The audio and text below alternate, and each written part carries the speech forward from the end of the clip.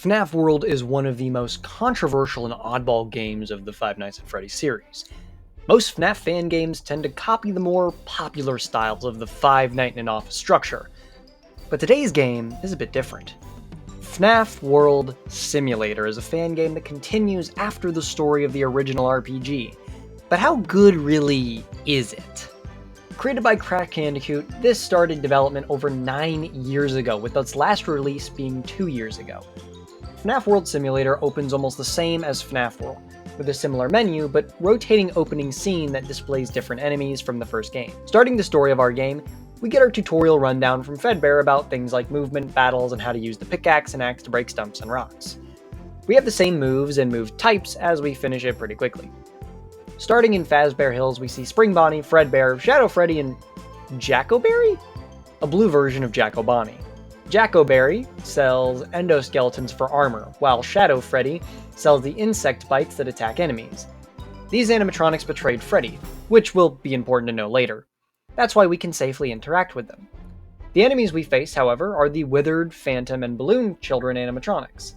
Each area introduces another level of the animatronics from the original game as our normal fight characters. For those who never played FNAF World before, we have a couple of things to look at.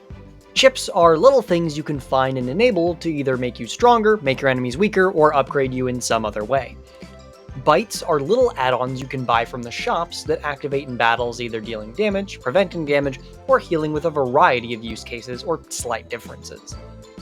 Our party system is 8 characters per battle with 2 per team, an A team and a B team that can be switched in and out pretty easily, while most enemy attackers will just be 4 or less characters. We do attacks by pressing the buttons, as you can see in the footage here. All the attacks do different things and have different categories, whether they create effects on us, our opponent, do direct damage, group damage, etc. Since we play as the normal enemies from last time, we have a different perspective within this game. Going up and right, we can see Auto Chipper, who's relieved to see some others still alive. He gives exposition about Freddy, who went on a power-mad killing spree to take over Animatronica. He's pessimistic about how Freddy will kill them all, so they should just hide to delay the inevitable just a little bit longer. But when we tell Auto Chipper about our idea to fight back, he laughs at us and proposes to fight just to show us how weak we are, being no match for Freddy. So, I died on my first try. But I actually got pretty close to beating him, so we just need to grind a little bit. This will be a very common and recurring theme through my playthrough in this game. And if you're curious, I streamed pretty much all of this game in a playlist that you can see in the description to see the absurdity of some of the bullshit this game has. But while I couldn't beat Auto Chipper yet, there's plenty we can do to get stronger. On the very left is Phantom Mangle, who claims to be the quickest there is and challenges us to a fight where we need to outspeed them. Basically beat them before they beat us. It surprisingly wasn't that hard, but gives a nice little XP boost. One chip we can find pretty early is Find Characters, which allows us to locate all the characters in Fazbear Hills. This will be a bit more helpful later, but it's also kind of dog shit, to be completely honest. When it says allows you to find characters in Fazbear Hills, it doesn't mean the current area you're in, it means in general Fazbear Hills. You can't use this in any other area to find all the other characters, which is kind of a fucking pain in the ass. But whatever. Another boss we can fight is Withered Bonnie, who fights us but asks us to go easy, seeming out of it. After beating him, he admits we pack a punch, but are no match for Freddy, and it'll be a shame to see us die. The chip hidden behind him is actually Block Jumpscare, which becomes pretty helpful a lot later in the run. The next character I found was Goldmine, who thinks you're Freddy, so he calls in his Diamines to fight us. Admittedly an easy fight where we can recruit him to our team. This is how most teammates are gotten. We either have to fight them to get them on our team, persuade them, or do a task that convinces them to join us. Closer to the bottom of the map, we can find Red Bear. He says that after Freddy defeated Security and Anim Dude, he took power because he had always been evil. Normally, when someone beats the game, they move on and forget, allowing their power to return to normal. But not Freddy. He plans on taking over all of Animatronica and already took over Pinwheel Circus, with only a few making out alive.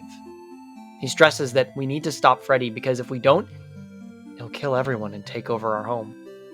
Soon, he'll get tired of killing enemies and start killing his own friends too. Our first task is to find the axe that was hidden by Chipper, and then find Lolbit, who is hiding behind stumps, guarding a button. The button opens the gate to Choppy's Woods, which is the next area. By this point, I had bought the B-Bite and my team is a bit higher level, so I went to fight Auto Chipper and this time I won. But I want you to watch this battle. Yeah, it's bad. Now you might not get why yet, because I sure as hell didn't know what I was doing wrong. I wouldn't learn how to properly use a lot of these moves until much later in the game. So, you'll have to watch me atrociously use these moves either incorrectly or in really odd ways that isn't conventional in the background. Once we defeat Auto Chipper, he commends us for our bravery and actually changes his attitude. So, he joins us and says that if he dies, he'd rather die fighting against Freddy. Auto Chipper, compared to other characters, is a large boss type. This means a few things. 1. He has 6 moves. 2. He's much stronger than the average characters in the area. And 3. He takes up an entire team slot. Okay, that doesn't make much sense, but when in battle, boss characters like him don't appear with the rest of the normal characters. Every time their turn is up, they pop up as if you're switching your team. Interestingly enough, it's kind of an advantage at some point to have the larger characters constantly switching around, because it can help dodge moves like Buzzsaw. I would not learn this until many hours later. With our new OP teammate, we can go forth and find Withered Foxy, who we can fight as another mini-boss. After beating us, he exclaims, "It won't be the last we see of him." We also get a new power from it. Jack-O-Bomb Fury. This chip just spawns Jack-O-Bombs out of the sky during the fight. I mean, it's okay. A little farther up is a phantom puppet who, upon seeing us, becomes nervous we'll steal their chip. So almost like Golem, they attack us to preserve their precious chip. One of their main attacks they do is to jump scare, which, thanks to the blocking chip, makes this battle a cakewalk. After beating them, Phantom Puppet acknowledges our strength and asks that we please take good care of their chip, which is a chip that repels encounters by lowering the chances.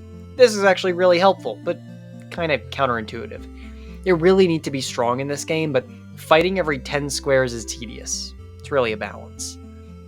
After a little bit of wandering and fighting, we'll find this little white rabbit guy, who says, "It's a happy tune for me.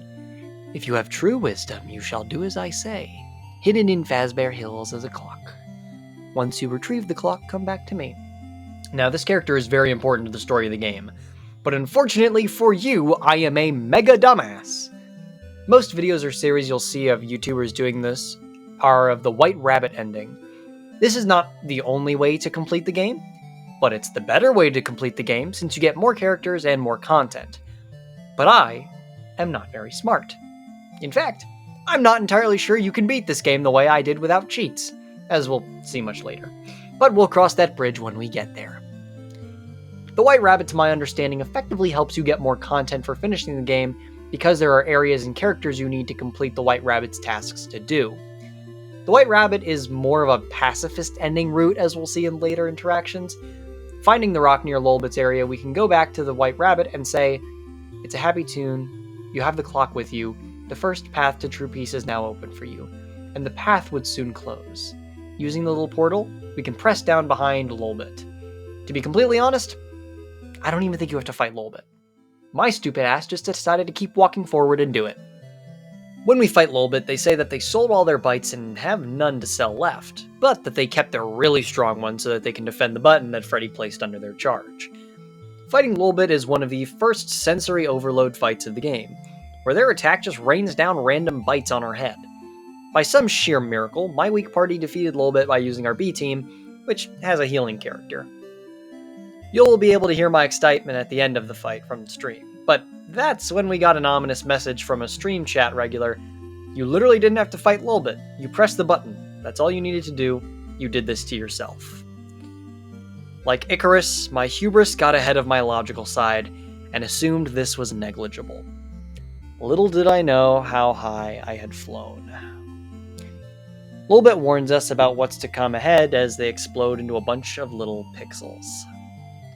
Now, I just want to say that that fight was not one of the heavier bitrate intensive fights.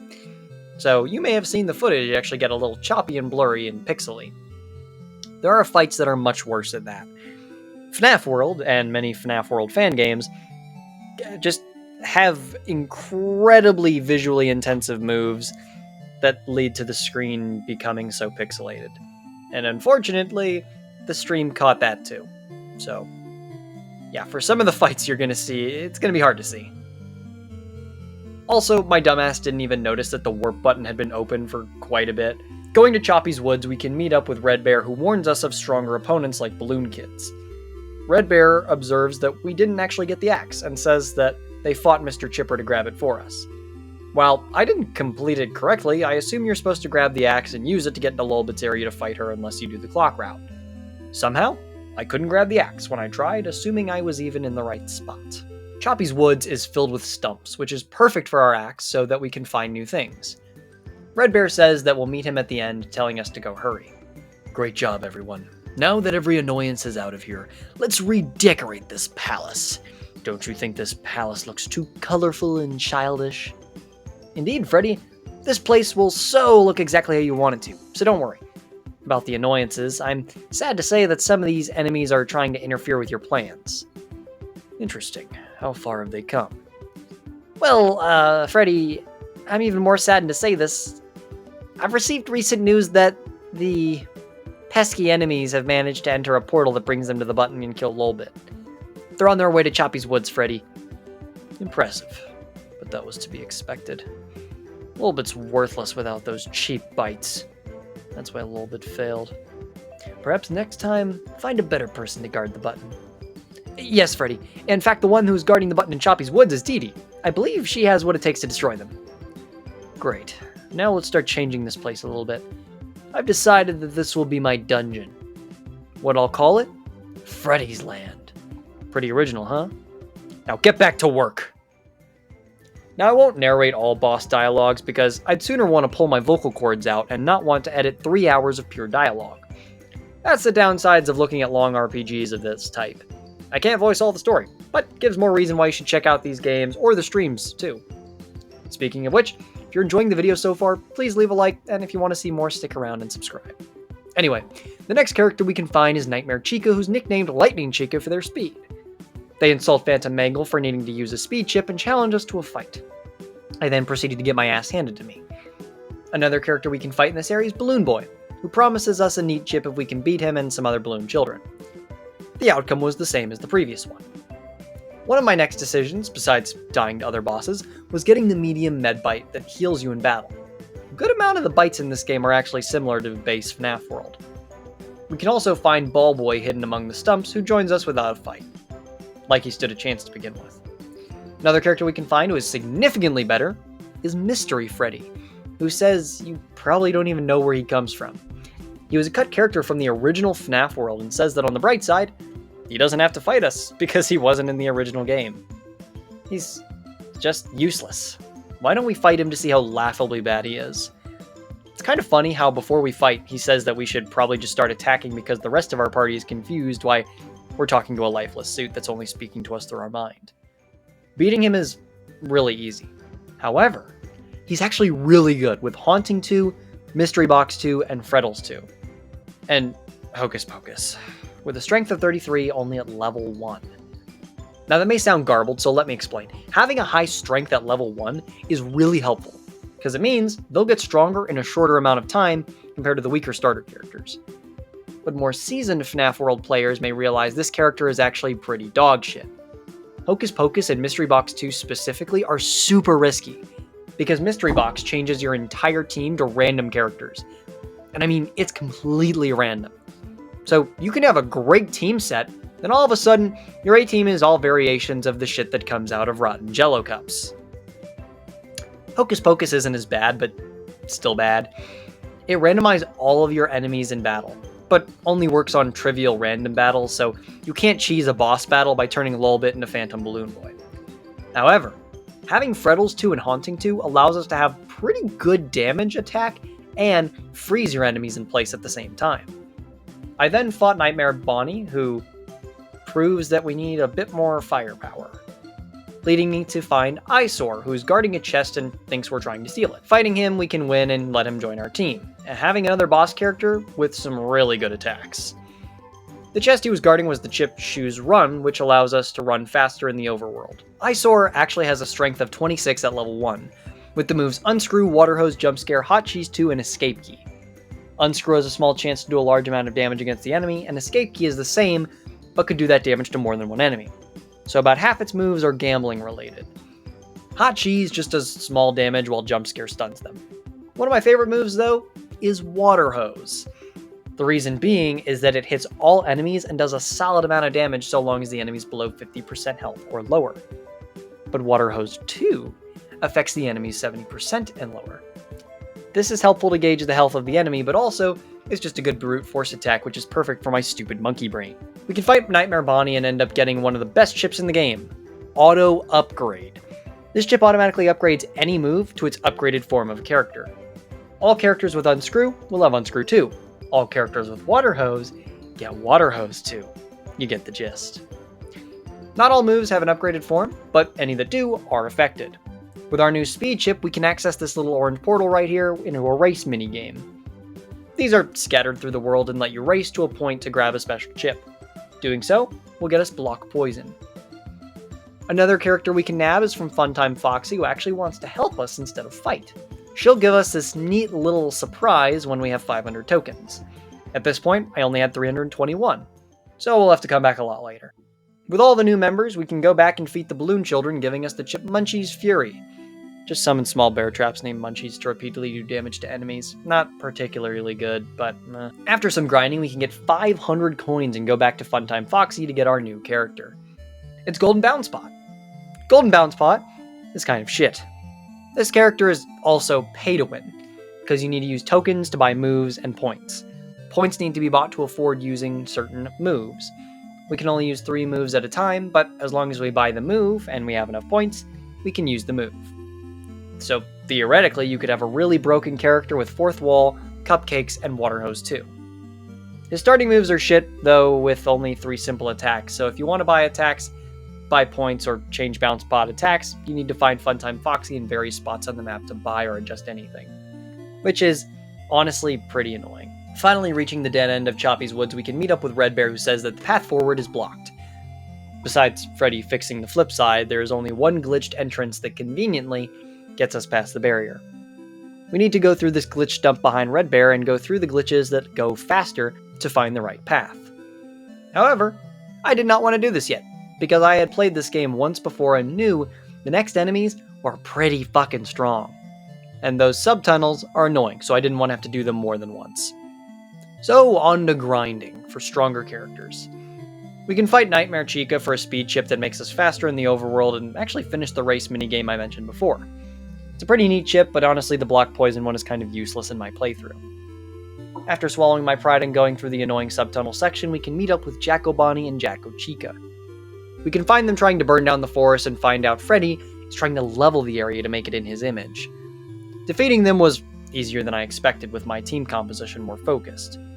Jacko Bonnie, though, gets really angry, as Jacko Chica fails to calm him down and dips. Jacko Bonnie starts to overheat and turn red, becoming stronger and more aggressive. Being now much stronger is a significantly harder fight that I lost, and then had to redo the entire thing. The B team pulled through again, defeating Jacko Bonnie, who then levels with us and says that they don't really want to fight on Freddy's side, because he keeps threatening everyone and goes to find Jacko Chica to apologize. We can meet up with Red Bear again, who says that the next boss is Dee Dee, who's much stronger than our previous opponents. However, she has strong hot cheese and poppers, so we'll need healing. But Dee Dee also has constant healing skills. If we use Jump Scare or Haunting, though, she won't be able to regain health, which will need to make us fight in a balance. Now there's another thing we can do. By using gift boxes, we can nullify any attempts of an enemy using healing abilities. I would not find this out for multiple hours, unfortunately. Our first attempt against Dee Dee shows just how fast her healing really is. Okay, we're gonna need a new strategy.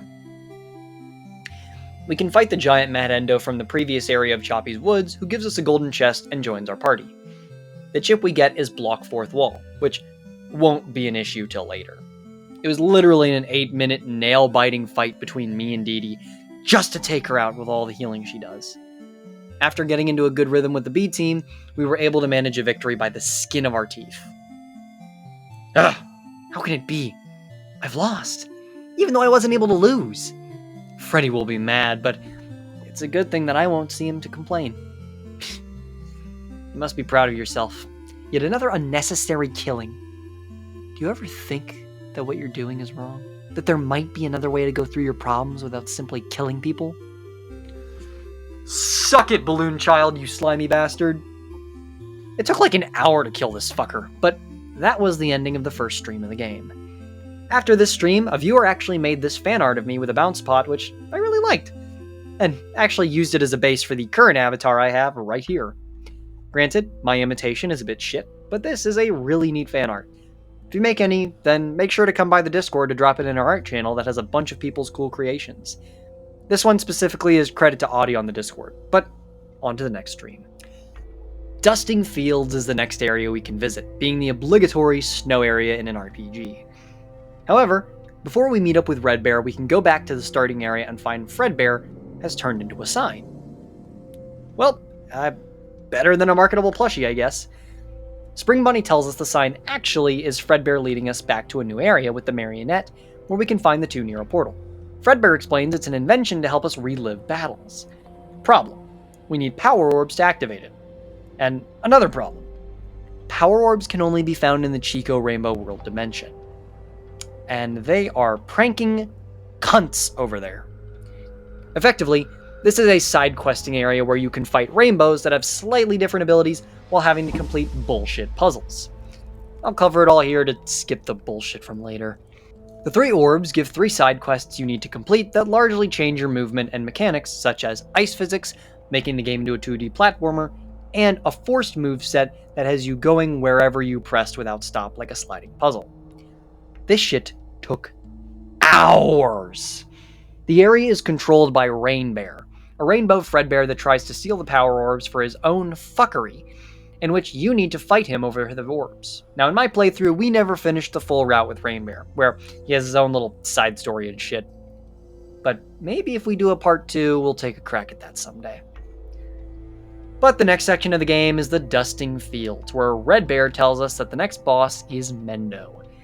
The problem is that to reach him, we need to go through an infinite hallway. Luckily, if we go through the mine, we might be able to find a solution to this curse. Oh, he's also immortal. We cut to Freddy, who gets mad that we're still alive, and kills Chica. Because that's reasonable. Going north, we can see Mendo and the mine entrance, where when entering the mine, we can see that the lights randomly shut on and off, making it annoying as shit to try and press the right moves. We can find the similar brow boy who is missing his father and joins our party while searching for shit inside. We can also find the cousin of Mad Endo, Overclock, who joins our party after we fight him. With a strength of 41 and some strong attacks, he found a quick spot on the team. Chipper's Revenge is another strong character we can nab, in which I gave up in the mine for being lost. Leaving, we can go outside and go south to a huge area full of new characters that we can look at and take. One of the best ones is Pink Guy, who has the ability to go through minigames and takes us on this little journey to look at old FNAF minigames, where we can save the crying child from the bite of 87. Both are pretty decent characters. I also find it funny that Pink Guy distracts the bullies as a naked pink man who threatens to stab them with a rainbow knife. Yup. We can also find the bigger brow boy and unite the father and son together again. Neither are particularly good, but we can go back to the mine and find Foxy to rematch, where we can earn auto bubble breath, which we can't use because this ending doesn't allow us into the Geist lair. Maybe some other day. He tells us to trigger the buttons without triggering the traps. Red Bear also says that he thinks he has an idea to squander Mendo's maximum defense upgrade. Unfortunately, to get the last key to fight Mendo, we need to fight Knight Marion, who has another overpowered attack. A 4th wall that does 6,000 fucking damage. We need to use block 4th wall from Choppy's Woods to have a fighting chance against the Slender Man ripoff, in which we pummel them. Not even close. Once we've defeated a banned NBA player, we can go to Mendo's not-so-infinite hall and fight him. How we defeat him is lowering his defense with the chip lower defense, and then spam Rainy Day, which lowers the defense that makes him immortal. Each Rainy Day also only does a little bit of damage, so we're gonna be here a while. If you're wondering what the rest of my stream was after that, I found all the lame characters in the first area and tried the rainbow shit. Fuck the rainbow shit. The next stream may or may not have been more of the same. During this period of time, I kept going on side quests to try getting stronger with various bosses. Captain Fan and Springtrap namely. Springtrap took 2 streams to beat, in which if you kill him, he summons Purple Guy, and you have to do it again. Luckily, after we beat them, they leave and give us a little present. A new chip. Enemies lower defense. So that's where it was. Great. Well, at least now we can fight Mendo, and is now with a lower health bar to finally defeat him. Mendo then monologues, calling us a murderer, saying that it's now too late to stop this. Fuck off, Mendo. And Bonnie dies by Freddy's hands. Pressing the button behind where Mendo once stood, we can go to Lily Gear Lake and meet up with Red Bear. We can swim and dive under lily pads here to move around and find a button to get to Black Tomb. Going around, we can find more neat characters like Pork Patch until we find Nightmare BB, who threatens us with the new balloon type, and beat his ass up. Fuck off, BB. He tells us to save animatronica as we find the button in a completely non-ominous looking tomb. Wonder if that would be relevant. Going to the left, we can find a black path up to Fredbear, who tells us not to go forward, and we find a twitching Red Bear. He talks in a really weird way, saying not to listen to Fredbear, and warns if we go on this path, we will die and to leave now. Continuing again, we finally find Freddy to end this suffering. Freddy threatens us with his mic throw, but he keeps putting it off, even giving us a countdown. When we don't leave, he gets frustrated and shifts into Virtua Freddy. It was all just an illusion. So Virtua Freddy just gives up, knowing that the jig is up, and lets us press the button, worried Freddy is really going to kill him. Going up, we can teleport to the button, which is this little stone altar area in which the button traps us inside. Well, shit. We fell right into Virtua Freddy's trap. Suddenly, Fredbear appears and tries to appeal to Virtua Freddy with how Freddy is leading to the doom of animatronica. Fredbear then exposes that he created Virtua Freddy, and he was never meant to have free will beyond the Mimic Ball. Virtua is still angry, so he forces Fredbear into a virtual realm to prove his free will and strength to fight. Now we have a twist. We need to fight Virtua Freddy as Fredbear, with only a limited set of moves. Virtua can be any animatronic he wants, so we need to balance the Mimic Ball, actual force, and healing to beat Virtua Freddy. Granted, this fight is intended to be very winnable, but the fight is still very fun, and well structured to feel good to fight since it doesn't matter your level, just strategy beating Virtua. He's surprised by Fredbear, and Fredbear says that they wanted to embrace Virtua now that they know he has free will. Virtua agrees that it doesn't matter if they didn't know. That doesn't solve what happened. And Fredbear actually agrees, but says this cycle of violence and revenge with Freddy is not going to help anyone, and it'll only harm everyone around them. Revenge isn't the answer. Virtua comes to his senses and decides to change his ways and outlook on life, so he joins our team. He's kind of mid, to be honest. We can see Freddy get mad at Foxy about Virtua, and the toy animatronics take on the new role to protect Freddy's domain from us. Meeting Red Bear before Freddy's new domain, he warns us about these 3 big flashlights that roam the area. If we're caught, we're fucked. Not literally. What we need to do is find a BB plushie to trick the flashlights into one spot to avoid the toy animatronics. Red Bear warns us about Bonnie's healing and recommends we have gift boxes. He pats us on the back and says good luck. Going up, we can avoid the giant flashlights and grab the BB plush to distract the lights in their path. Then we can run past them. After many failed attempts, I'll honestly give it to this area. The puzzle and mechanics are super interesting, and not bullshit enough that it was annoying, but actually pretty neat. Eventually we can get to the toy animatronic crew who threaten us and warn that they don't use bullshit mechanics like we've seen before. They're just strong. Problem: they have healing moves and really strong damage. Fuck. This is the point we're really gonna need strategy, with how strong as the attack are, and gift boxes are a necessity to prevent them from just healing back a third of their health in an instant. And I'm not quite sure how, but I managed to finally kill them with about 2 characters in a dream. Possibly some cocaine. After beating them, they say there's something special about us, and let us proceed, saying that they hope we beat Freddy and wish us good luck. Literally everyone hates and is afraid of Freddy. We just have to prove we're stronger than them to hopefully take out the big bad bully. Before we go to Freddy's dungeon, we can find some new characters in the area now that the toys are gone. One of them is Withered Freddy and Kit. They come as a duo. They say they got here when the minigames were deactivated. If you're not aware, yes, there is a fucking cat PNG in the FNAF lore as a character. They've been developing a minigame, and they want us to playtest it, and if we beat it, they'll join our team. They describe that you play as a bounce pot and have cameras, 2 buttons to control doors, and must survive from 12 AM to 6. This is just a FNAF game. In a FNAF fan game. What fucking FNAFception level are we in now? I had to say it too, but the minigame is actually pretty good. Is it the best? No. Is it pretty neat? Especially the art style and how funny it is. I'd actually say yes. It's honestly a really fun little side quest to do just for some characters. Are they good? No, but they were fun to get.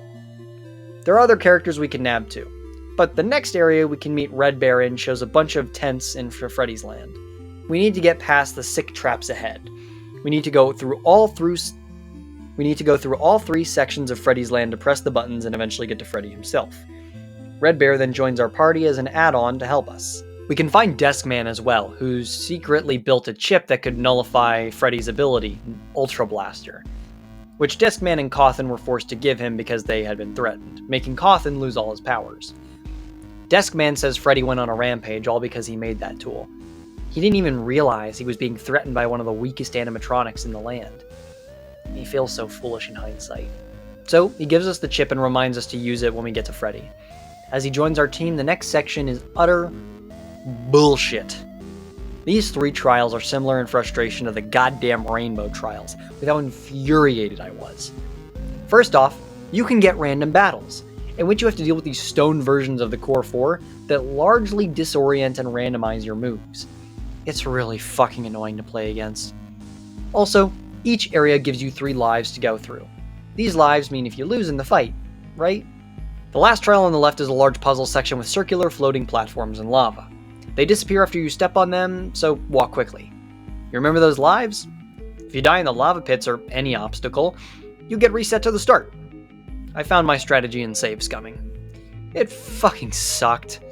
I'm actually pretty sure this zone alone took up a majority of my time in Freddyland, as it led to me going insane on the last stream, which is when I actually completed it. Our final boss fight is Foxy, who is actually really easy to beat, really fucking infuriating after such a bullshit path to get to him. Probably wasn't even meant to be that hard. Pressing the button behind him, it's the first step to finally beating Freddy. The second trial in the center is a maze, reliant on you going past a bunch of flame-shooting circus tents. This one actually isn't that bad compared to the others, just really annoying. Getting through the whole thing, you can find Chica. Her whole shtick is having a little reprogrammed mimic ball that drains our health when we attack. Ugh. I'm gonna be completely honest, I'm not actually sure the way I beat Chica is considered the right way. I had 3 healers constantly spamming heal moves and 1 damage dealer. The fight took like 10 minutes and was just bright lights constantly. How only one of my party members died is a miracle. But we persevered. Chica says that this isn't over and flees, and we can push the other button behind her. The third and final tent is a teleporting puzzle maze. Like the ones from fucking Pokemon. It's kind of uneventful, requiring a certain amount of keys to unlock certain tents to finally get through it, and the boss. Not that bad, Last boss is Bonnie, who's our final member of the Core 4 before Freddy. His whole gimmick is just constantly healing, which is a bit ironic. That wasn't Chica's whole thing, but whatever. You need to use a lot of gift boxes, and this one, it's not that bad of a fight, actually. I finished this one on my first try, too, but we can press the button behind them to finish these trials off. Going back out, we can find through the center that the locks are now gone and see Bonnie, Chica, and Foxy together. They say they expected us to beat them, but they have a backup plan. The security owl. They programmed him to target us and try to end us once and for all. This fight was surprisingly easy, and they didn't heal. And the damage back on the team felt like less. Well, there is an explanation for that, which we'll talk about later. After defeating them, they ask that we defeat Freddy now that they know how strong we are. Security apparently came back to its senses after getting the shit kicked out of it, and the Security Owl info dumps about how the broken flip side created a lot of features of the first game. Honestly, I skipped it because it just retells a lot of everything that we've done so far. And boom, now we have a new party member. But now we face our final threat. Equipping the chips to Red Bear's advice, we walk into the purple circus tent to hell. Have you looked around this place? Do you have any idea how long I've waited for this? The perfect revenge! Everyone would finally remember that I exist, even if I had to take everything away from them. And now here you are, wanting to put an end to everything I've worked hard for. You probably think I'm going to fight you. No, this isn't going on for any longer. Freddy turns to us and fires his Ultra Blaster. Dissipates into smoke around us, as he realizes that we would have just prepared and knew he was coming. The music comes back as Freddy rolls up his sleeves to fight finally worthy opponents. Finally, we say our piece. Oh, Freddy, you have no idea how long I've been waiting to finally come face to face with you and proceed to make you pay for everything you've done. At this, we commence the fight that will determine the future of animatronica. Freddy stands before us with enormous health bar. Even our strongest moves do nothing. He has a balloon boy and constantly attacks us, like we've seen before, as well as a mimic ball that seems to reflect damage back onto us. This isn't a battle. It's an endurance test. Freddy's toying with us as he plays with chips he's gathered, watching us struggle as we try to chip away at his health bar. Toy Bonnie appears from behind us and says that all the animatronics want to help us. Being deemed a traitor, Toy Bonnie gets killed instantly. Next, BB, then JJ, Phantom Freddy, and Phantom Chica. Everyone is in the battle. They offer their balloons, bites, claws, and everything they have that can show Freddy the error of his ways. My team is clinging to life from all the chips we've never seen before, of comets, pizzas, and cheese. Close to the end, our background is now a black void, with Freddy throwing his mic at us. If we don't switch in time, our party will perish. As you can see the bitrate of the footage, this fight was brutal, with particles and attacks everywhere. After holding out for so long as we could, the tent finally burns to the ground as we must escape its collapse. Freddy, in his grief of losing all his power and his lands, he doesn't bother to fight us anymore, and just revives everyone. He reinstates Desk Guy and Cawthon's powers. Now he's just the weak Freddy that will always be left out of the adventures once again. Fredbear comes to chime in that Freddy wasn't weak. He beat the game, brought back the flip side, and put an end to the game by fixing the flip side. No more selling the same chips, defeating the same bosses. He put an end to it. An end to the constant meta of what FNAF World was. They're all happy for what he did. After the complaints, Fredbear congratulates us, but says it's unfortunate that Lolbit, Dee Dee, and Mendo were never meant to die. We could have been here too. But we shouldn't be called the enemies anymore. We should have a new name. So Fredbear comes up with the flip sides. It's much more respectful, and will allow them to all be friends and fight in good fun. With this, we fade to the end picture of the game, with all the characters we met and got. It's a wonderful final picture to end off FNAF World Simulator. It took me 18 hours to beat this. For a free FNAF fan game that's based on FNAF World, and it's actually really good. I think this game was incredible, especially considering that I have seen of the recent FNAF Refreshed. Seeing FNAF World get so much remake attention is really neat. This game was released multiple years earlier, and honestly, one of the few games to acknowledge that is a full-fledged FNAF fan game of FNAF World. But how do I think this game was in general? Well, infuriating but faithful. FNAF World Simulator is such a unique take on the series, by having us play as the enemies from the first game, and having a very meta story.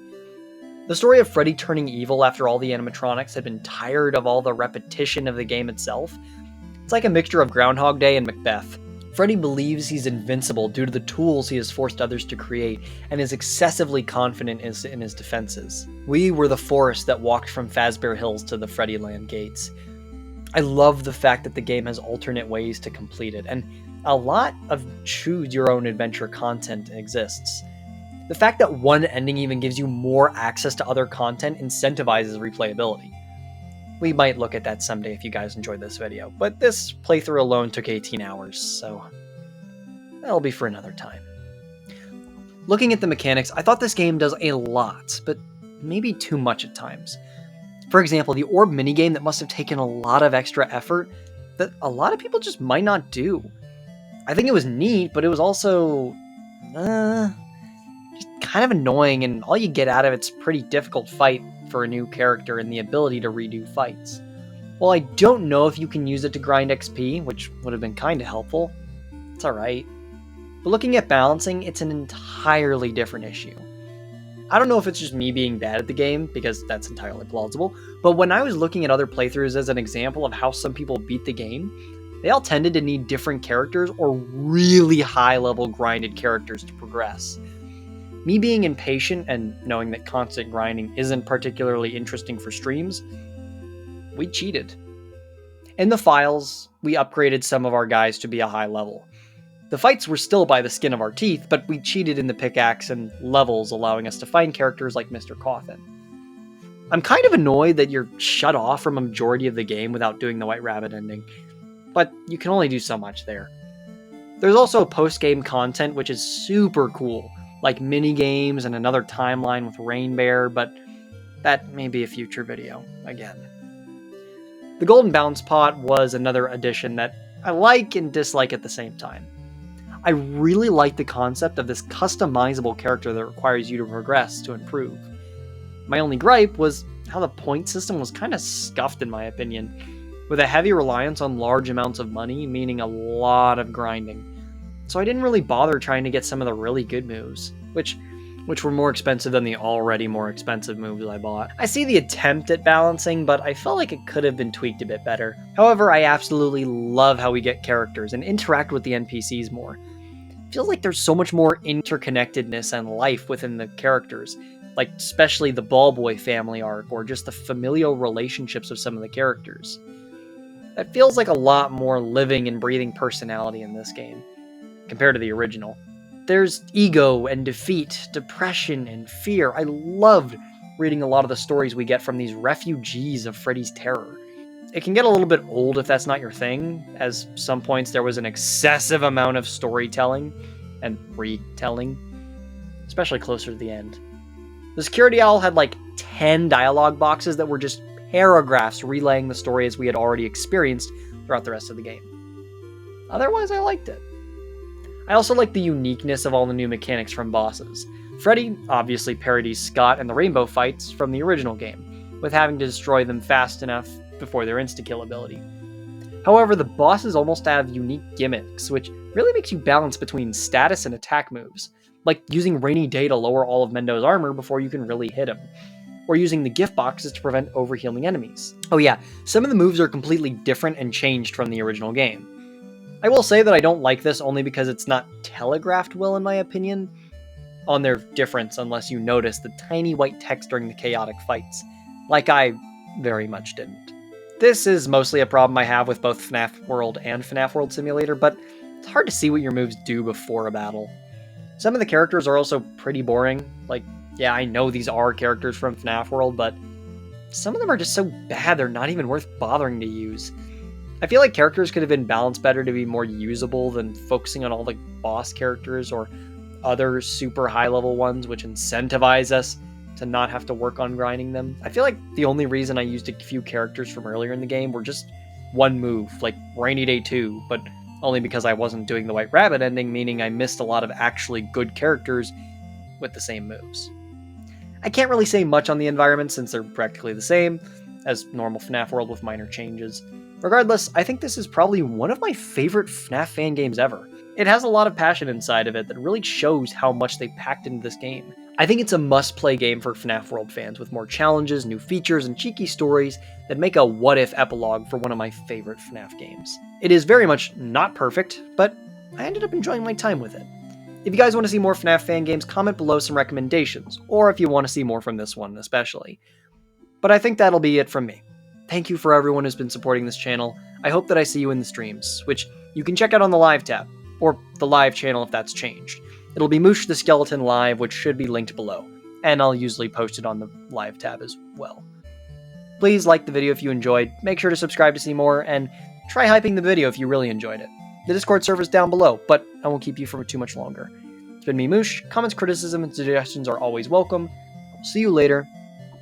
Arrivederci.